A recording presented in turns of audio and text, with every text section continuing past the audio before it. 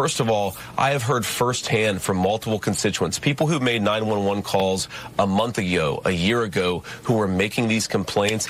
I trust my constituents more than I do the American media that has shown no interest in what's happened in Springfield until we started sharing cat memes on the internet, which is disgraceful that the American media ignored this town. And that's the most important part. Kamala Harris's open border, Kristen, has led to skyrocketing housing costs in Springfield, rising rates of crime, rising rates of communicable diseases. They have dropped 20,000 immigrants into a town of 40,000, and it's caused a host of social problems. And we should be talking about why Kamala Harris has done this to this small town, and the media and the Democrats ignored it for an entire year. Kristen, I was talking about this on the Senate Banking Committee months ago. Nobody would pay attention to it until we started sharing the 911 calls of people in Springfield saying the migrants are eating the geese. Chairman Brown, I'd like to ask unanimous consent to submit a letter for the record from the city of Springfield and our state, the southwestern part of our state, which I think highlights a very real example of this particular concern, straight from the horse's mouth itself. Now, this letter, I want to quote from it. Springfield has seen a surge in population through immigration that has significantly impacted our ability as a community to produce enough housing opportunities for all. Springfield's Haitian population has increased 15 to 20,000 over the last 4 years in a community of under 60,000 previous residents, putting a significant strain on our resources and ability to provide ample housing for all of our residents. And you represent Ohio here in Washington, and your state's governor is asking for federal help to deal with the influx of about 15,000 migrants over the past 4 years, which has strained the health system, he says, schools, caused safety issues. You've been talking about these problems, but what have you done to help Governor DeWine with his request for federal help? Well, the most important thing that we can do to assist Governor DeWine and the whole state of Ohio, and frankly the whole country, Margaret, is to stop Kamala Harris's open border. And for 2 years, I've been fighting for policies that do exactly that. You have to ask yourself, why have these 20,000 Haitian migrants been dropped into a small Ohio town in just a few years, Margaret? And the answer is because Kamala Harris implemented what's called temporary protective service for over 100,000 Haitian migrants. That is why, also, starting with our administration, we gave TPS, temporary protected status, to Haitian migrants, 55,000. And then more recently, we extended temporary protected status to over 100,000 Haitian migrants for that very reason, that they need support, they need protection. She basically, with a magic wand, granted amnesty to thousands of people who shouldn't have been in this country, and now a small Ohio town is dealing with the consequences. And to anybody listening, Margaret, this is what Kamala Harris wants to do to every town in this country.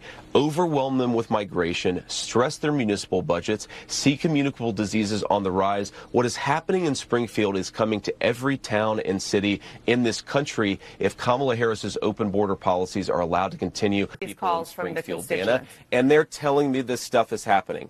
Dana, would you like to ask me questions and then let me answer them, or would you like to debate me on these topics? I noticed that when you had Kamala Harris and Tim Walz, you gave them multiple choice answers to the questions that you asked, and you allowed them to answer the questions.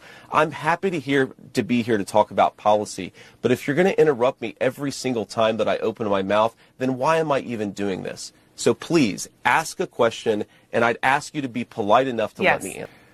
Well, Dana, first of all, what's putting the residents of Springfield at risk, which was a town completely ignored by the American media until Donald Trump and I started surfacing some of these concerns, is that they can't afford housing, they can't afford health care. The schools have been overwhelmed, the hospitals have been overwhelmed, and they're overwhelmed because Kamala Harris allowed 20,000 Haitian migrants to get dropped into a small Ohio town of about 40,000 people, and it's completely overwhelmed the services. Now, you ask, why have I talked about some of the things that I've been talking about? Let me just say this. My constituents have brought approximately a dozen separate concerns to me. 10 of them are verifiable and confirmable, and a couple of them I talk about because my constituents are telling me firsthand that they're seeing these things. So I have two options, Dana. I could ignore them, which is what the American media has done for years to this community, or I can actually talk about what people are telling me. And of course, many of the things that the media says are completely baseless have since been confirmed. told. For example, I was told, Dana, that by the American media that it was baseless that migrants were capturing the geese from the local park pond and eating them. And yet there are 911 calls from well before this ever became a viral sensation of people complaining about that exact thing happening. So my attitude is listen to my constituents. Sometimes they're going to say things that people don't like, but they're saying things that people don't like because their town has been overwhelmed, and it's my job to try to fight for them and to protect them. Kamala Harris opened the border, and now these people are suffering.